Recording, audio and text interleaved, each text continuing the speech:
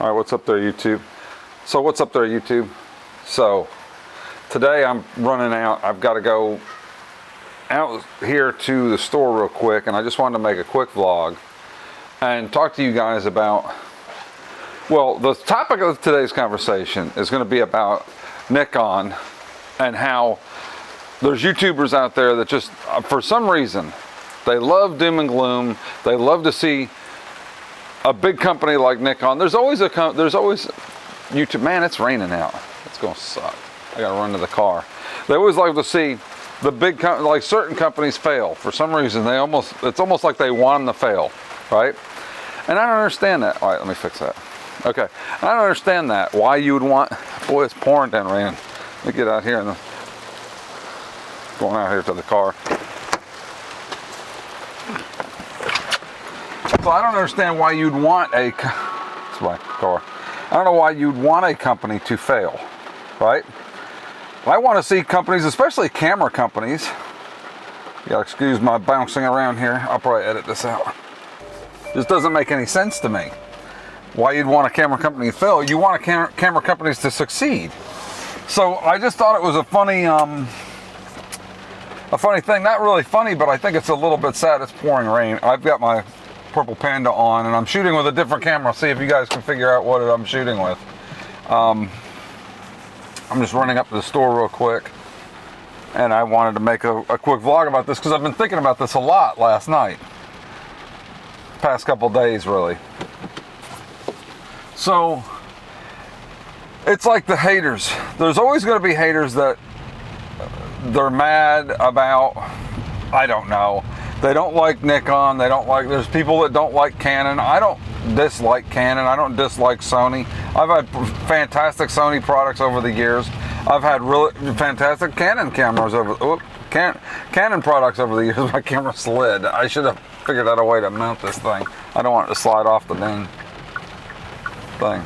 Anyway, I've had fantastic Canon cameras over the years. There's a lot of different cameras and gear I've had over the years that I like, and I like all different kinds of companies. I like everything except for Apple. I've never had any Apple products, and I never really wanted them because I don't like dumbed down. I like stuff that I can expand and do my own things with. I'm just like that. I build my own computers. I don't buy a computer in the store. I would never do that. So there's no reason. I would never buy a store-bought computer. I would build my own computer. The only one store-bought I ever buy would be a laptop. And even then, if I had the parts and could build it, I would probably build my own laptop and not even buy a store-bought laptop.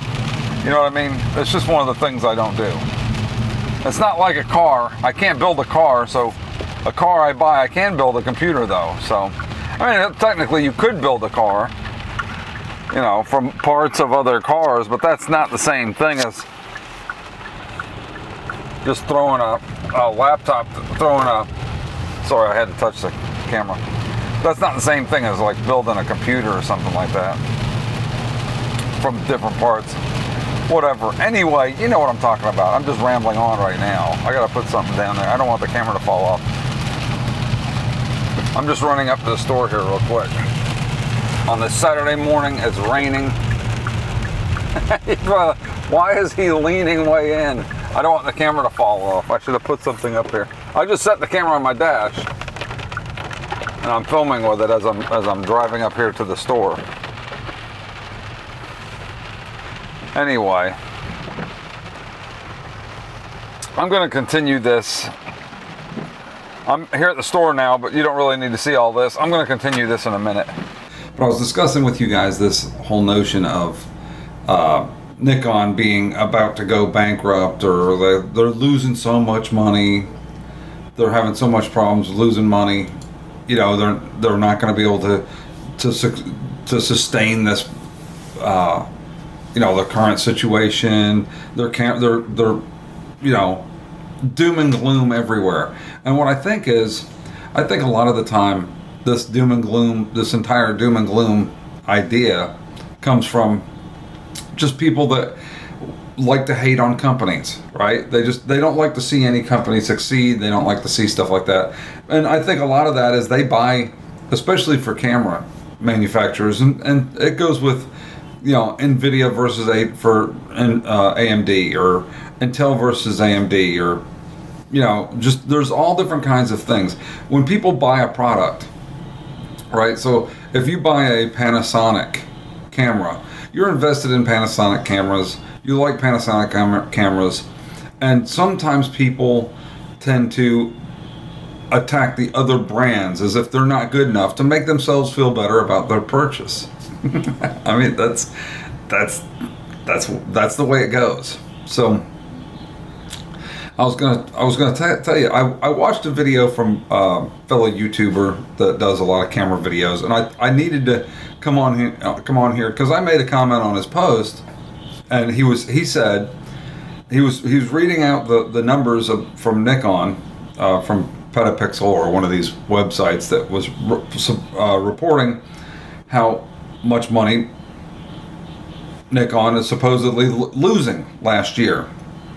And he said, well, we're going to go by last year's numbers, which were from April to December. That's right in the middle of a pandemic. Those are obviously going to be bad numbers. And then he said, that's a decrease. And he talks about the amount of $700 something billion or million dollars, $700 something million loss. And the camera sales was a decrease of 38% year over year. And he said, that's not good. And I agree with him. It's not good. But the issue is it unusual during a pandemic to have less camera sales? Is it unusual compared to the rest of the market? So I would like to bring up that you got to remember what the post was about. He said that's a decrease of about 38% year over year. That's not good. The decrease in camera sales for Nikon, right? So here's Canon's 2020 financial results. Same results published January 28th, 2021, right? And if you go to Canon, now Canon has imaging systems, Canon imaging systems, so they sell copiers, they sell a lot of other stuff that's keeping them from looking so bad financially overall. But if you look at the camera sales, sold 2.78 million digital interchangeable lens cameras. That is higher than the 2.7 million unit sales projected, but it's still 34% decrease year over year. So hold on a second. So when it's a 38%, that's 4% different decrease year over year. 4%. That's nothing. 4% difference in decrease. That's not good. It was not good for Nikon, but for Canon, no big deal. For Canon, we're talking about how they made money. See what I mean? So when Canon does it, they're making money. But when Nikon does it, they're losing, they're about to go out of business. It's the same, it's almost identical numbers. All the camera companies from April to December lost money. They're not making money. They're losing sales. They're not selling as many cameras as they used to. Will it come back? Will they start making more money? Yes, I think so. I definitely think so. I'm pretty sure that they will definitely make money. I don't think this is not gonna go on forever. This is gonna be a temporary thing. So let's look into the future. Let's look at the future. Let's talk about what the future holds for companies like Nikon and Canon and Sony that make cameras. I think the future's pretty bright because they tried, the companies tried so far. All of them are trying to give everybody what they want, and you got to give them credit for that. They're trying to give everybody everything that they want. You want 8K, we're going to give it to you. And the thing is Canon gives it to you, and then the camera overheats. Sony gives it to you, but the camera doesn't overheat, but it only records in smaller segments, which is fine. I don't think most people don't even care to have 8K. I mean, most people. Heck, a lot of people don't even shoot anything in 4K, let alone 8K. But that's neither here nor there. But the point is, they try to give you stuff. They give the consumers what they want because they want to sell a product. They don't sell products if people don't want the products. People want the products, they got to make them enticing to want. And they have to make them seem like a good value for the money, right? It's got to be the value for the money. So the Z6 and Z7 were not failure cameras. Those were not failures. They were so good that they came out with Z6 II. If they were a failure, they would have went right back to the DSLRs, right? They would have been like, oh, well, this didn't work. Let's go back to DSLRs. And for all the people out there saying, well, no, they wouldn't. Yes, they actually did that multiple times. Nikon released their little action camera and then just dumped it because it was a failure. It did not. They didn't come out with part 2. They didn't come out with a revamped version of the little pocket camera, the one that went on your pocket, or the little action cameras. They didn't come out with a newer version or make a newer 360 camera. They just stopped making them. They had the System 1. They tried it for a little bit. It didn't work. They didn't come out with a new version because it didn't work. They came out with new versions of the Z6 and Z7 because they worked. They're invested in it. They're making new lenses. They're making new products. They came out with the Z50. They came out with the Z5. They hit the lower end, and people say, well, why are you hitting the lower end? Because that's what people want. And if you look at the lower end cameras, that's what they're trying to sell. They're trying to meet the consumer's needs. And the consumer's needs, you have everybody from people that want to spend $1,000 or less to people that don't mind spending $3,000. So for the $1,000 consumer cameras, they have the cameras they came out with the Z50 and the screen flips down so they can vlog with it. They have like a little vlogger's kit they even set up for it. It's an inexpensive DX crop form camera that's incredibly good. As a matter of fact, I'm shooting on it right now. So if you guys, I told you I was going to get one. I got it and I'm shooting on it. And I shot the vlog on it. And what I've found so far is that this thing just grabs your face instantly. I mean, it locks on to your face almost immediately. It's fantastic. The audio's good on it. It's better than on the Z6 and Z7. They seems like they did something to the preamps to make them sound better. They're not as noisy, so it works good for vlogging. You can vlog right with the camera, right, just how it is. It's not as good as the Panasonic that I've got, the little Panasonic G85. That audio on that is just really, really good. But it's good. It's better than it was. The screen flips down. I can see myself when I'm vlogging. I've got a little smart rig adapter that's going off to the side, and I'm shooting with it right now. I'm just shooting it in 4K, and I'm wearing my my Ron Paul shirt from 2012 with the whole point is these companies are making money. The cameras are making money, but then they hit a slow spot. So because of the pandemic, it was a worldwide pandemic. Everybody knows about it. It's no secret. All sales of everything dropped drastically over the past year. So you can't really go by 2020 numbers. Now, their imaging systems did good. Their other products, Canon's other products did good, but their cameras lost money, just the exact same amount as Nikon. Camera sales are down. And a lot of that has to do with the inexpensive cameras like the Z50 that I'm looking at are competing with the cell phones. And we've had this discussion before.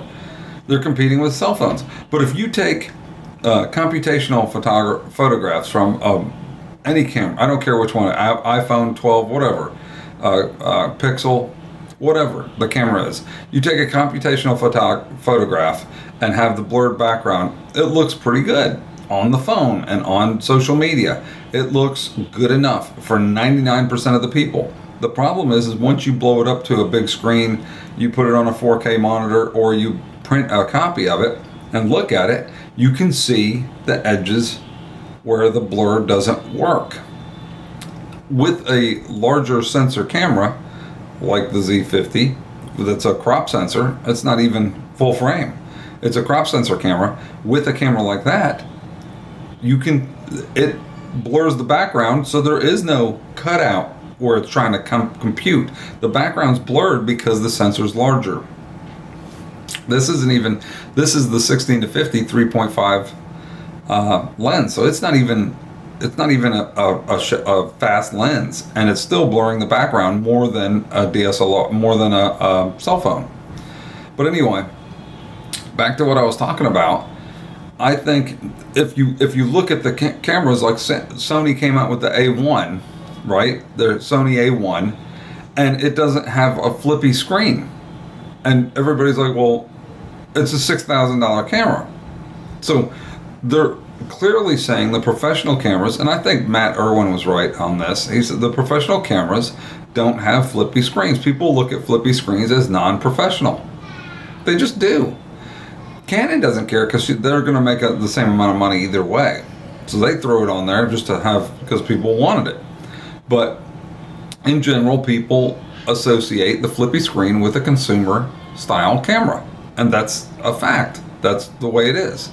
Nikon came out with their cameras, they didn't have the screen that flipped all the way around. But if you look, their Z50, it flips all the way down so you can vlog with it. Because they know that people are going to use this inexpensive camera to vlog, to shoot themselves, right? Because you're not going to spend, nobody's going to spend $4,000 on a camera, $3,000 on a camera to film themselves, when a $1,000 camera like this one does the job adequately well enough. It does a great job as it is, and you don't need a $3,000 camera to film yourself. That makes perfect sense. So, you know, camera conspiracy guys always looking for the better camera, and obviously those cameras aren't the $3,000 professional cameras aren't the cameras to vlog with. Can they vlog? Can you vlog with them? Yeah, you can. You can vlog with a Z6. I've done it a bunch of times. But it makes more sense to vlog with a really lightweight Z50. So I picked up a Z50. It makes more sense. I can vlog with it. I can set it up on the desk like I'm doing now. I thought about this to get different lenses and stuff. This made more sense to me. I can put it on my little Moza Mini P gimbal and use it at a wedding. It shoots fantastic 4K video. So it works. It's light. It's easy. You can pick it up, throw it on there, get your shots. That's exactly what I need. So you get the cameras based on what you need, and I think that's a lot of the problems that people have nowadays. They're too busy trying to compete with other cameras. Well, this one shoots 30 frames per second. This one shoots this. This one shoots that. This one doesn't. I got a message from somebody. That's all right. Anyway, this one shoots this. This one shoots that. This one doesn't shoot this. It doesn't shoot that. As long as you're shooting 4K 30p, decent frame rates, the footage looks good, I don't care. I don't care what camera it is. As long as it can lock on to, as long as the autofocus works well enough, I'm fine with it. And that's what you get with the Z50. So I'm happy. So far, I'm happy with it. I think it's awesome. I bought the kit with the extra, what is this, a 50 to 250? Yeah, it's a 50 to 250 lens. It slides out. It's a big 50 to 250 lens. I picked up this lens that goes with it. I picked up some other stuff. I bought a new memory card because I didn't have a whole lot of new SD memory cards. I sold my old Nikon D600 and a lens to buy it. So basically, it's a wash. I sold the lens on eBay, and the camera total was like $800. I think I spent $8.99 for this camera, and then I spent another $30 for the small rig adapter. But I bought the camera, and it came with two lenses. I just picked them up on eBay. Just barely used camera. It's what I wanted, so I picked it up. I'll probably sell the Panasonic next because no sense in having a third, another. I might keep the Panasonic as a backup because it's really a good camera too. But see, that's the point. This one focuses better than the Panasonic G85, so get another one of these. I can buy one of these with just the body and the lens. This one came with 2 batteries too, so I needed 2 batteries so I can use it for weddings and stuff. See, that's the whole point. I'm wanting to use it for a use, shooting. And somebody said, well, that's not a professional camera, you really shouldn't be using. Well, I've got 2 others that are the main cameras. This is the third camera. I got 2 Z6s that I use for wedding videos. So this is the third camera. I don't really need another Z6. Maybe later on I'll get a Z6 II and make it, you know, the third, make it the main camera, change one of those to the third, and have this as a backup. Have a Z50 as a backup, or as a vlogging camera. It's a kick around camera. I like it. These are the things I wanted to talk about because, you know, everybody's talking doom and gloom for Nikon, and it's not that bad. It's bad, yeah. Nobody's saying it's not bad, but it's not that bad. They're not going anywhere. They're going to release more cameras. They're invested in the Z series mount, the Z mount. They're going to come out with them. I'm sure they're going to come out with a Z8 or Z9, or they might change it to Z1. You got R1, you got A1, and now you might have Z1. So the Z mount. You know, it's all a, you know, it's all just a competition. Competition's good, and I don't know why anybody would, you know, everybody wants to bash somebody. Well, we can see that it's not just Nikon. I'm sure Sony's probably not going to sell that many of the A1 cameras. They're just not. It's a $6,000 camera. It's an expensive camera. I think everybody just needs to calm down, wait, and see what happens. We've got, over this next year, we're going to see, you know, I guarantee you, we will. I can't guarantee it, but I'm 99% sure we're going to see a professional version of a Nikon Z mount. They've already showed us that they have the consumer version, the Z50, a consumer light version of a full frame, the Z5. You know, just they're filling a market. They're going from the low end consumer all the way up to the high end consumer, which is the prosumer, the Z7 II, and now they're going to probably go to and they've probably been, I'm sure they've been working on the professional version. And if it's anything, if the autofocus is anything like that on this Z50, they've got a hit, because this thing autofocuses super fast. Look, I'm going to hold something up, and you can see it focuses real quick right on what I'm focusing on, and then it goes right back to me like almost instantaneous. I mean, I can pick up almost anything. Grabs me, I can turn around, turn back, it stays on me. It, like, the little box is staying on me no matter where I move in the frame. It works fantastic. So, you know, I can grab a little memory card, hold it up here. I'll focus on the memory card. Let's put it up there. Yeah, so grabs the memory card. Now it's focusing on the memory card. Now it's going back on me very quickly. See how fast it went back on me? So it's awesome. It does an awesome job. So I think everybody just needs to calm down. Wait a little while. We've got a little while. Sony announced first because they want to be first, but you're going to see stuff from, and well, actually Canon announced first. Canon's camera was first, but it was really the end of last year. So as of 2021, Sony announced first for the A1, and I think they were trying to compete with Canon. Obviously, they're trying to go for Canon, but Nikon's not going to sit around and just say, oh, well, we lose. Okay, that's it. It's over. It's not over. Anyway, YouTube, I thought I'd just bring that to you guys' attention. I'm going to do a lot more videos on the vlog. I got a wedding next weekend. I'm going to vlog on my way down there and stuff with this camera because it's so convenient and easy, and it's awesome. Anyway, I'm out. Take it easy, YouTube. Thanks for watching. Have a good one. And don't worry. Everything's going to be okay.